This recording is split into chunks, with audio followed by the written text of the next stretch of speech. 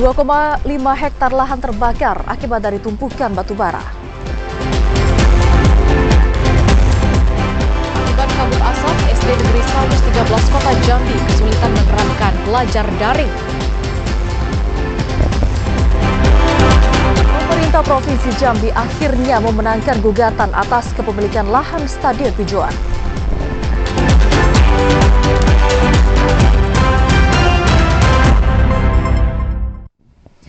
Assalamualaikum warahmatullahi wabarakatuh. Selamat sore saudara. Anda kembali menyaksikan program Jambi hari ini edisi Selasa 10 Oktober 2023. Ya, selain 3 topik utama tadi, tim redaksi kami juga telah menyiapkan sejumlah informasi penting dan menarik lainnya untuk Anda. Bersama saya Septinita dan saya Vidya Francisca. Inilah Jambi hari ini selengkapnya.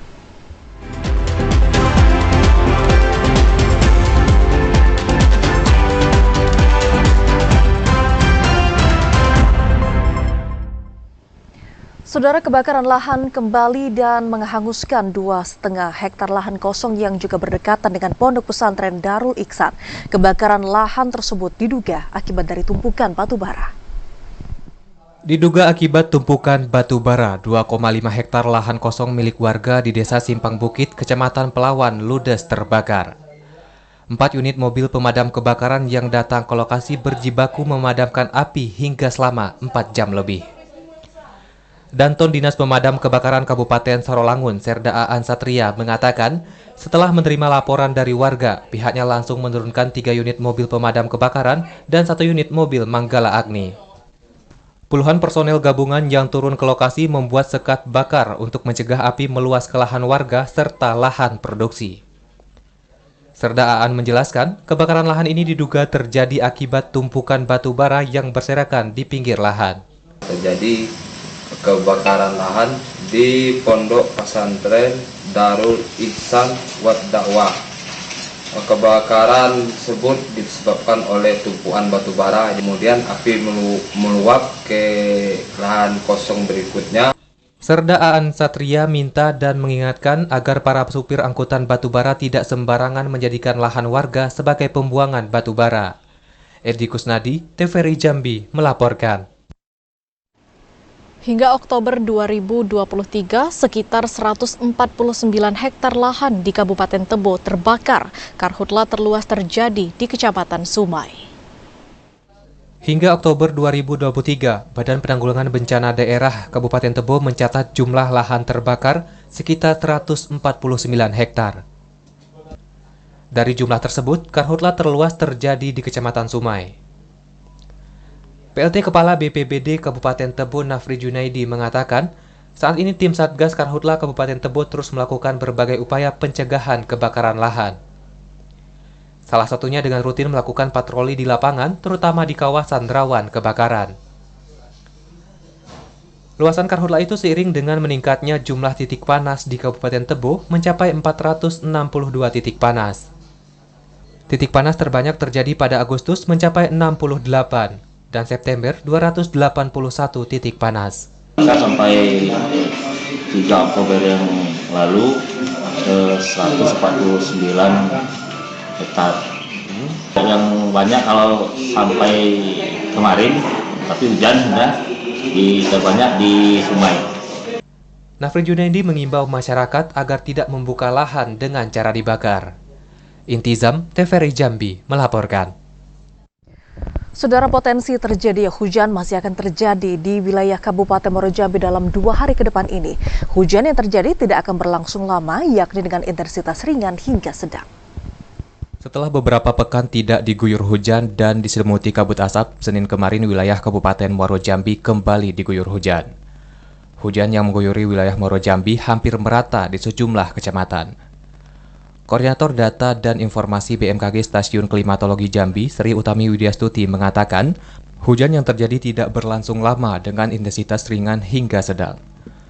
Hujan dipengaruhi terjadinya perlambatan kecepatan angin dari Sumatera Barat dan Sumatera Utara hingga Aceh yang memicu terjadinya pertumbuhan awan hujan di wilayah Provinsi Jambi. 23 di Muaro Jambi berada pada kondisi pendek, yaitu 6 hingga 10 hari tanpa hujan. Di samping itu juga ada yang terjadi kategori panjang di Merangin, di Kerinci itu sampai 31 hari tanpa hujan. Sri Utami Widyastuti memprediksi hujan kembali akan mengguyuri wilayah Muaro Jambi dalam 2 hari ke depan. Azam Afnan, TVRI Jambi melaporkan. Musim kemarau yang telah berlangsung cukup panjang, akhirnya kemarin wilayah Kabupaten Batanghari mulai diguyur hujan dengan intensitas sedang. Meski tidak berlangsung lama, namun warga bersyukur dan berharap kabut asap bisa hilang. Diguyur hujan Senin sore kemarin membuat warga di Kabupaten Batanghari bersyukur setelah kemarau cukup panjang melanda. Hujan dengan intensitas sedang ini merupakan berkah dari Sang Maha Kuasa, karena bisa mengurangi kabut asap yang disebabkan kebakaran hutan dan lahan.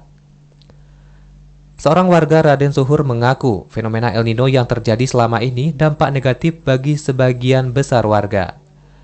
Selain persoalan karhutlah, krisis air bersih, serta tidak sedikit lahan pertanian milik petani yang mengalami kekeringan.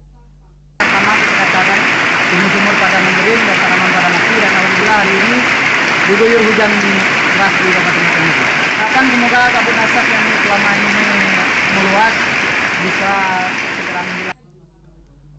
Warga berharap musim kemarau segera berakhir agar kabut asap juga bisa cepat hilang agar aktivitas warga bisa kembali normal. Adi Juniawan, TVRI Jambi melaporkan.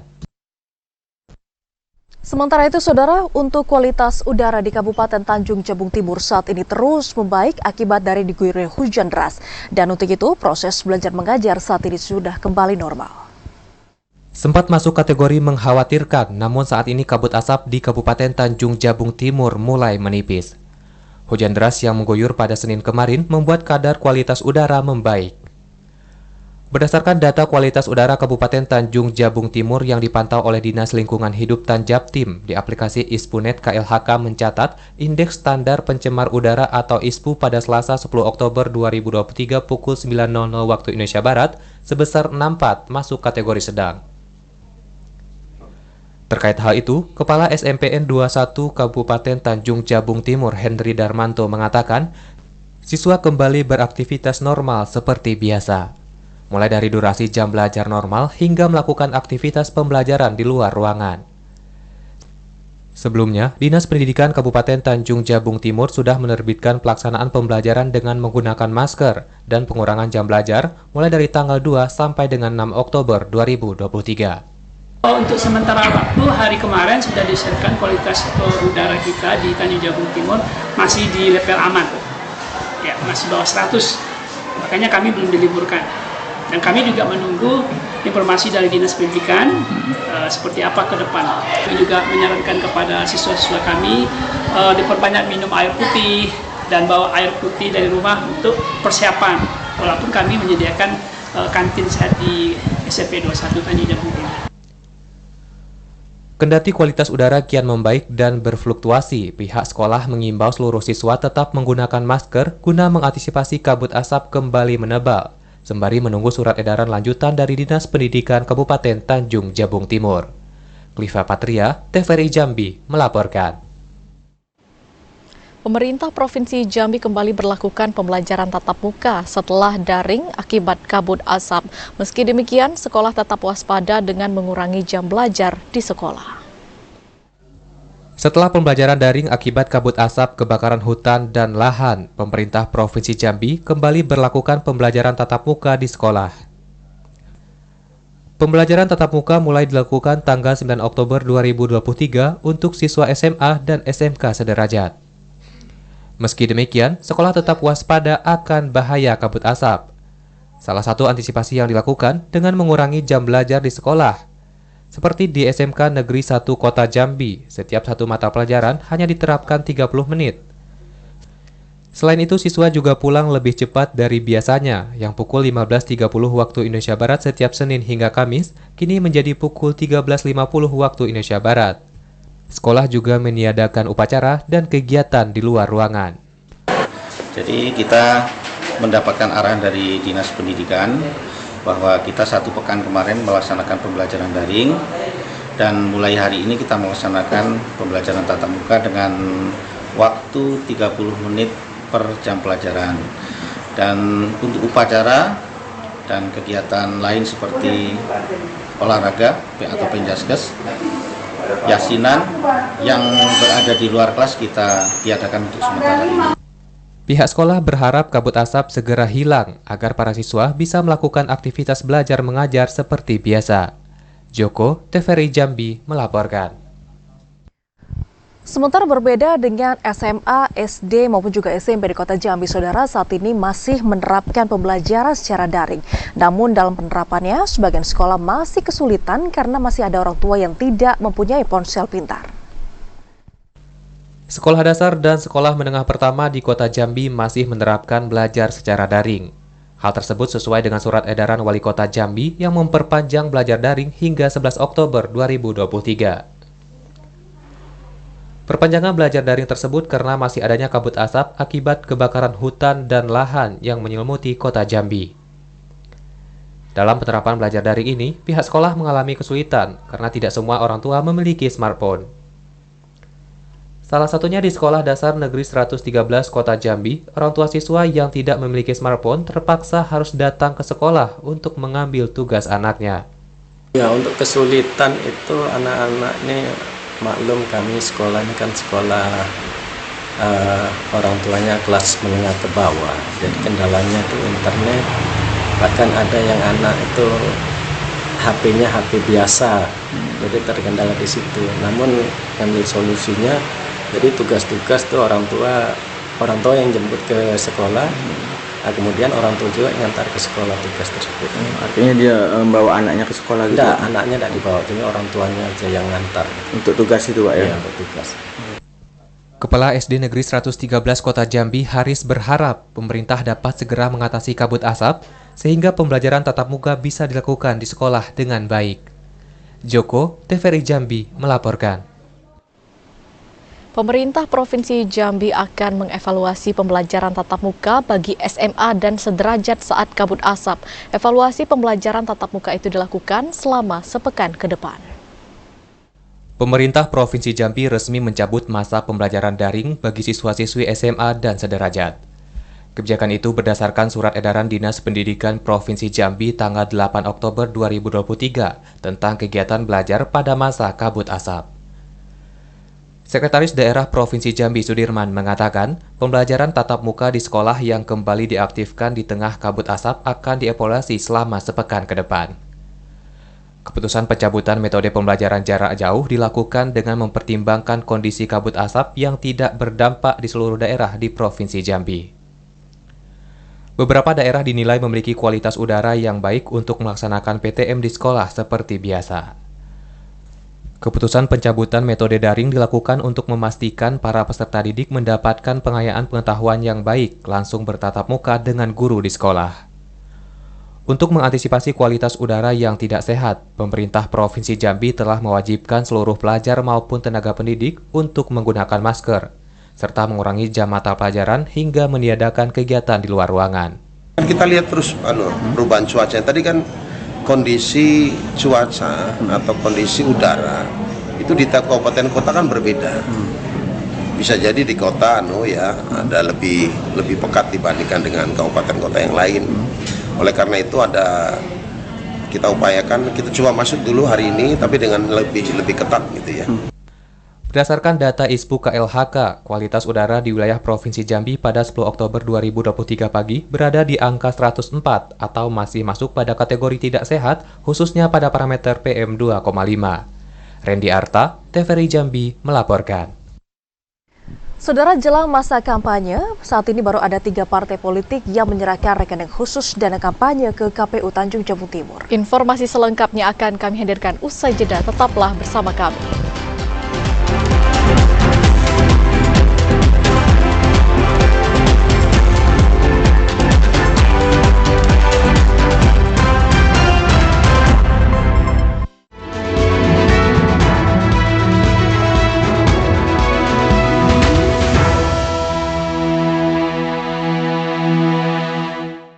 Anda masih bersama kami di Jambi hari ini dalam segmen menuju pemilu 2024.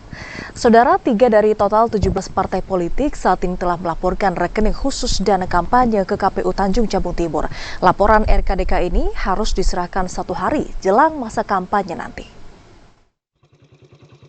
Komisioner KPU Kabupaten Tanjung Jabung Timur Nurwansyah mengatakan, sesuai dengan peraturan KPU nomor 18 tahun 2023 tentang dana kampanye pemilihan umum, partai politik peserta pemilu 2024 wajib melaporkan rekening khusus dana kampanye atau RKDK pada KPU.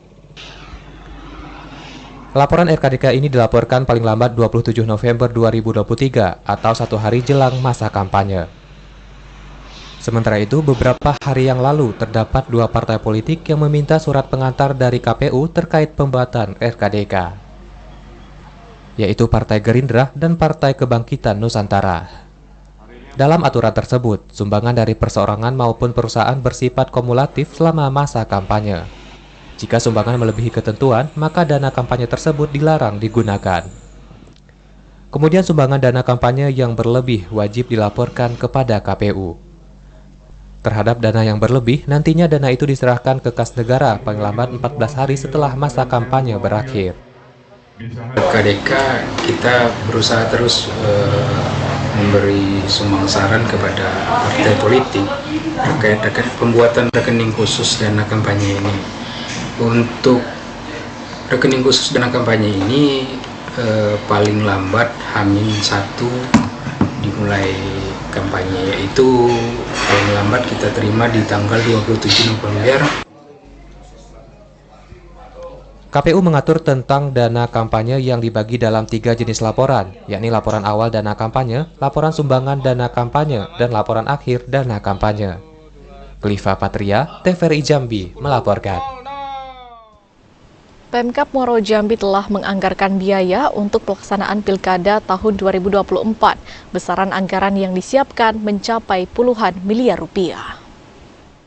Untuk mendukung pelaksanaan pemilihan kepala daerah tahun 2024, pemerintah Kabupaten Muaro Jambi menggelontorkan dana hibah 41 miliar rupiah.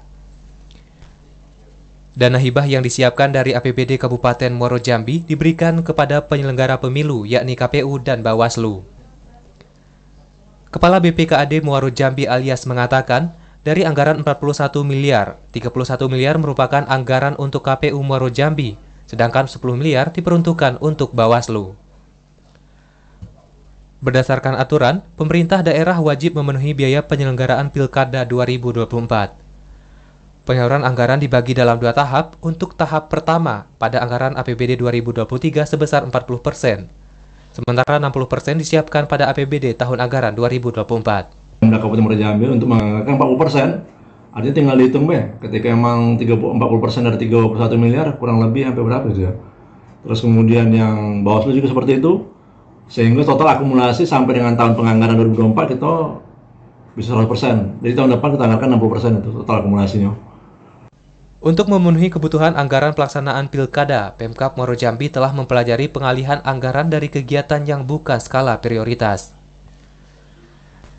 Dalam waktu dekat, anggaran tahap pertama akan segera disalurkan kepada KPU dan Bawaslu. Azam Afnan, TVRI Jambi, melaporkan.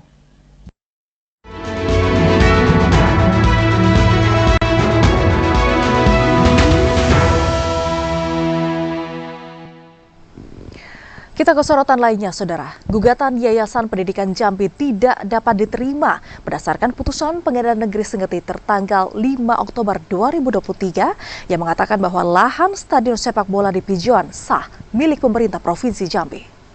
Putusan gugatan perdata terkait kepemilikan lahan yang berada di Pijuan yang dijadikan pemerintah Provinsi Jambi sebagai stadion sepak bola akhirnya keluar. Sekretaris Daerah Provinsi Jambi Sudirman mengatakan, Pengadilan Negeri Sengeti dalam putusan pada tanggal 5 Oktober 2023 secara resmi menyatakan gugatan Yayasan Pendidikan Jambi tidak dapat diterima atau NO. Proses gugatan yang berjalan selama 11 bulan sejak November 2022 dan melibatkan 6 tergugat itu menyatakan Gubernur Jambi sebagai tergugat 1 dan seluruh tergugat lainnya bebas dari segala tuntutan. Dalam putusan tersebut juga mengabulkan ekspresi tergugat bahwa penggugat yakni Yayasan Pendidikan Jambi tidak mempunyai legal standing untuk menuntut kepemilikan lahan tersebut. Sekda menekankan, atas putusan pengadilan itu lahan yang saat ini digunakan untuk pembangunan stadion bertaraf internasional dengan skema pengerjaan tahun jamak sah milik pemerintah Provinsi Jambi. Dalam putusan pengadilan yang mempertimbangkan pokok persoalan gugatan, penggugat dihukum untuk membayar biaya perkara sesuai ketentuan. NO itu ditolak. Artinya tidak bisa diproses lebih lanjut. Dan artinya itu jadi kita itu sah menjadi milik Pemprov. Itu sudah inkrah itu Pak? Ya, sudah inkrah itu? Ya, itu tolak setelah prosesnya. NO. Artinya tidak ada gugatan naik banding atau seperti sudah, apa? Artinya ketika itu ditolak, artinya kalau ditolak secara sederhana, pertama kompetensi. Dia tidak memiliki kompetensi untuk itu. Putusan NO merupakan putusan yang menyatakan bahwa gugatan tidak dapat diterima karena alasan gugatan mengandung cacat formil. Artinya gugatan tersebut tidak ditindaklanjuti oleh hakim untuk diperiksa dan diadili, sehingga tidak ada objek gugatan dalam putusan untuk dieksekusi. Randy Arta, TVRI Jambi, melaporkan. Saudara, Dinas Kependudukan dan Catatan Sipil Kabupaten Batanghari hingga saat ini baru menerbitkan 550 lembar dokumen kependudukan bagi warga SAD. Penerbitan dokumen kependudukan bagi warga SAD itu dilakukan untuk mendukung salah satu persiapan pemilu tahun 2024. Percepatan dokumen kependudukan bagi warga suku anak dalam saat ini terus dilakukan Dinas Dukcapil Batanghari. Hal itu dilakukan untuk memudahkan warga SAD dalam memperoleh hak identitas secara legal, sekaligus mendukung pihak penyelenggara pemilu dalam memperoleh data warga SAD. Hingga saat ini, baru 550 lembar dokumen kependudukan yang telah diterbitkan, terdiri dari 231 KTP elektronik, 169 kartu keluarga, 121 akta kelahiran, dan 29 KIA. Pelaksana tugas Kepala Dinas Kependudukan dan Catatan Sipil Batanghari, Replizer, mengatakan ratusan dokumen kependudukan warga SAD yang diterbitkan itu tersebar di 3 desa di Kecamatan Batin 24, serta 2 desa di Kecamatan Marosebo Ulu. Jumlah dokumen yang sudah kami berikan, kami layani suku anak dalam Kitotu sebanyak 550 dokumen. Kami berharap dokumen yang kami terbitkan ini dapat digunakan untuk keperluan pelayanan mereka. Replizer berharap pemerintah desa maupun kelurahan dapat berkontribusi melaporkan ke Disdukcapil apabila menemukan warga sekitar maupun warga SAD yang belum terdata atau belum memiliki identitas kependudukan. Ade Juniawan, TVRI Jambi, melaporkan. Saudara Wakil Bupati Bogor Syafruddin Dwi Aprianto memimpin upacara Senin pagi di SMK Negeri 6 Bungo. Informasi selengkapnya akan kami hadirkan usai jeda dalam segmen advertorial. Tetaplah bersama kami.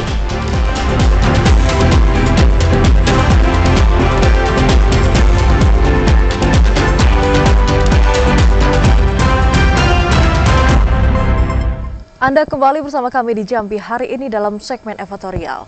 Saudara, memimpin upacara bendera di SMK Negeri 6 Muarabungo, Wakil Bupati Bungo Syafruddin Dwi Aprianto menegaskan para siswa jangan pernah sekalipun untuk menggunakan narkoba. Untuk itu bisa mengisi waktu dengan hal positif dan juga berguna untuk masa depan. Wakil Bupati Bungo Syafruddin Dwi Aprianto pimpin upacara bendera hari Senin tanggal 9 Oktober 2023 kemarin di SMK Negeri 6 Muarabungo. Wakil Bupati Bungo Syafruddin Dwi Aprianto mengatakan, siswa jangan pernah menggunakan narkoba, karena penyalahgunaan narkoba akan merusak masa depan bangsa. Untuk itu perlu mengantisipasi peredaran narkoba khususnya di lingkungan sekolah. Karena saat ini peredaran narkoba marak dengan berbagai modus. Jika para siswa melihat dan mengetahui adanya peredaran narkoba di lingkungan sekolah untuk segera melapor kepada guru maupun pihak terkait agar dapat ditindak. Sementara itu, di sekolah siswa diharapkan dapat menuntut ilmu pengetahuan dan membentuk karakter yang berakhlak dengan dilandasi iman dan takwa. Wakil Bupati secara pribadi dan atas nama pemerintah Kabupaten Bungo berharap ada kecerdasan spiritual yang dimiliki para siswa, guna mempersiapkan generasi masa depan yang memiliki akhlak yang baik. Kami melibatkan Kemenak dan seluruh jajaran, termasuk para penyuluh yang ada di 7 kecamatan. Hari ini mereka juga turun ke madrasah sanawiyah, madrasah aliyah, juga pesantren. Dan insya Allah minggu depan juga kami akan kembali turun ke sekolah-sekolah dengan pihak kejaksaan, sekaligus penyuluh hukum. Jadi kami melibatkan penyuluh KUA di masing-masing kecamatan. Wakil Bupati Syafruddin Dwi Aprianto juga memotivasi para siswa untuk terus rajin belajar dan isi waktu belajar dengan hal yang positif. Jadilah harapan bagi orang tua serta jaga nama baik sekolah. Pada kesempatan tersebut, Wabub menyerahkan piagam penghargaan kepada Kepala SMK Negeri 6 Bungo sebagai bentuk apresiasi dalam mengedukasi siswa dalam pencegahan narkoba di lingkungan sekolah. Muhriandi, TVRI Jambi. Wakil Bupati Bungo Safrudin Dwi Aprianto menghadiri pelantikan PCI MM dan silaturahmi akbar keluarga besar IMM Bungo. Melalui pelantikan itu, PCI MM diharapkan dapat berkontribusi bagi kemajuan pembangunan Kabupaten Bungo. Wakil Bupati Bungo Safrudin Dwi Aprianto menghadiri pelantikan pengurus cabang Ikatan Mahasiswa Muhammadiyah atau IMM Bungo dan silaturahmi akbar keluarga besar IMM Bungo. Wakil Bupati Bungo Safrudin Dwi Aprianto mengatakan, sebagai organisasi yang terlahir dari rahim Muhammadiyah, IMM harusnya mencerminkan kepribadian Muhammadiyah dalam aktivitas dan gerakannya. PCIMM Bungo harus dapat menjalankan amanah dengan baik dan memberikan kontribusi bagi Kabupaten Bungo. Atas nama pemerintah Bungo, kami menyampaikan ucapan selamat atas pelantikan Ketua dan seluruh jajaran kepengurusan Ikatan Mahasiswa Muhammadiyah Bungo periode 2023-2024. Nanti kita berharap mudah-mudahan yang tadi dilantik bisa membawa IMM menjadi organisasi yang kuat, solid, dan selalu bersinergi dengan pemerintah Bungo untuk berkontribusi buat kemajuan daerah. Kegiatan yang mengangkat tema transformasi gerakan IMM Bungo menuju religius, intelektual, dan humanis itu turut dihadiri Ketua DPD IMM Provinsi Jambi. Muhriandi, TVRI Jambi melaporkan. Saudara, pemerintah Kabupaten Kerinci menggelar peringatan Maulid Nabi Muhammad SAW untuk tahun 1445 Hijriah. Bupati Kerinci Adi Rozal juga mengajak kepada seluruh pihak untuk bisa meneladani sikap Rasulullah yang santun, ramah, dan tawaduk, baik dalam bertutur kata maupun juga tindakan. Pemerintah Kabupaten Kerinci menggelar peringatan Maulid Nabi Muhammad SAW tahun 1445 Hijriah. Kegiatan yang diawali dengan pembacaan selawat secara bersama-sama ini berlangsung di ruang pola kantor Bupati Kerinci Bukit Tengah, Kecamatan Siula, Kabupaten Kerinci. Bupati Kerinci Adi Rozal mengatakan, peringatan Maulid Nabi Muhammad SAW merupakan momentum yang sangat tepat untuk melakukan refleksi dan kajian seputar perkembangan tatanan pemerintahan politik Islam saat itu, baik dari aspek sosial, politik, ekonomi, agama, maupun sosial kemasyarakatan. Apa yang kita teladani, Rasulullah itu bapak, ibu, dan saudara-saudara tidak mendapatkan fasilitas. Tidak pernah ada baju dinas. Tidak ada fasilitas dinas kendaraan. Tidak ada gaji yang diterima. Justru yang banyak dengan beliau itu adalah caci maki. Tetap sabar, mengajak manusia kepada jalan kebaikan, tetap lembut, mengajak manusia untuk menempuh jalan ke surga. Adi Rozal mengajak kepada seluruh pihak untuk meneladani sikap Rasulullah yang santun, ramah, dan tawaduk, baik dalam tutur kata maupun tindakan. Ilwan, TVRI Jambi melaporkan. Saudara, Satreskrim Polresta Jambi menetapkan 6 orang tersangka dalam kasus tahanan tewas dalam lapas kelas 2A Jambi. Informasinya akan kami hadirkan usai jeda, tetaplah bersama kami.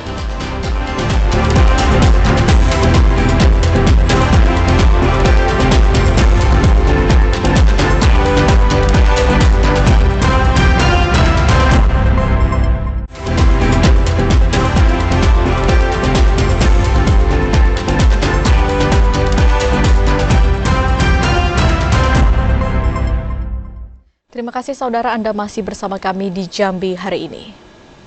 Satreskrim Polresta Jambi tetapkan 6 orang sebagai tersangka dalam kasus tahanan tewas dalam lapas kelas 2A Jambi. Proses penyidikan terhadap kasus ini tetap berlanjut meski para tersangka di dalam lapas. Kasus kematian tahanan titipan Jaksa Agus Daniel di lapas kelas 2A Kota Jambi memasuki babak baru. Setelah lebih 3 pekan, penyidik Satreskrim Polresta Jambi akhirnya menetapkan 6 orang sebagai tersangka. Ke-6 tersangka itu seluruhnya merupakan warga binaan. Polisi belum membeberkan satu persatu peran tersangka. Kasat Reskrim Polresta Jambi Kompol Indar Wahyu Dwi menjelaskan, para tersangka tetap ditahan di lapas, namun proses hukum terhadap para tersangka tetap dilanjutkan. Penyidik rencananya akan tetap memeriksa para tersangka untuk proses pemberkasan. Tidak menutup kemungkinan akan ada tersangka baru dalam kasus tersebut. Terkait lapas, kita sudah melakukan pemeriksaan terhadap saksi-saksi yang ada, jumlahnya tahanan 19 orang yang ada di lapas, serta 5 petugas. Hasil gelar untuk tersangka kan? Kita sudah melakukan gelar ya, sudah melakukan gelar tersangka. Ada 6, kemungkinan nanti dalam proses penyidikan lanjutan kita akan lakukan pemeriksaan lanjutan. Sebelumnya tahanan titipan Jaksa Agus Daniel dianiaya warga binaan di dalam lapas kelas 2A Kota Jambi. Meski sempat dibawa ke rumah sakit, namun nyawa Agus Daniel tidak tertolong. Ari Haryono, TVRI Jambi melaporkan. Kita ke sorotan lainnya, Saudara. Puluhan petani di Desa Betung, Kecamatan Kumpeh, Kabupaten Muaro Jambi, menggelar aksi unjuk rasa di depan Pengadilan Negeri Jambi. Petani yang berunjuk rasa tersebut meminta untuk membebaskan rekannya sesama petani yang saat ini diamankan oleh pihak Polda Jambi. Puluhan petani Desa Betung, Kecamatan Kumpeh, Kabupaten Muaro Jambi, menggelar unjuk rasa di depan Pengadilan Negeri Jambi.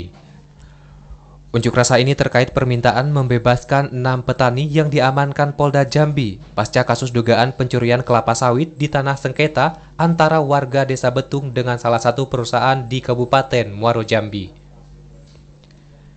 Beberapa upaya telah dilakukan para warga untuk membebaskan rekannya, salah satunya dengan melakukan upaya pra-peradilan di Pengadilan Negeri Jambi. Kuasa hukum Adriansah, Fitrah Awaludin, mengatakan 1 dari 6 petani yang diamankan Polda Jambi telah dilakukan upaya hukum dengan mengajukan pra-peradilan. Namun dari upaya hukum itu, Majelis Hakim memutuskan menolak permohonan tersangka di sidang Pengadilan Negeri Jambi. Jujur ya, kami sebagai kuasa hukum Adriansah sangat kecewa atas putusan Yang Mulia Hakim pada hari ini, karena menurut kami tidak mencerminkan ada keadilan di sini. Kalau dari pertimbangan hukum tadi, Hakim menilai bahwa termohon penyidik Polda Jambi sudah melakukan sesuai prosedur. Kasubdit Jatanras Polda Jambi, Kompol Muhammad Aulia Nasution, mengatakan ditetapkannya para petani itu sebagai tersangka didasari kasus pencurian kelapa sawit milik Koperasi Fajar Pagi, Desa Betung, Kecamatan Kumpeh, Kabupaten Muaro Jambi.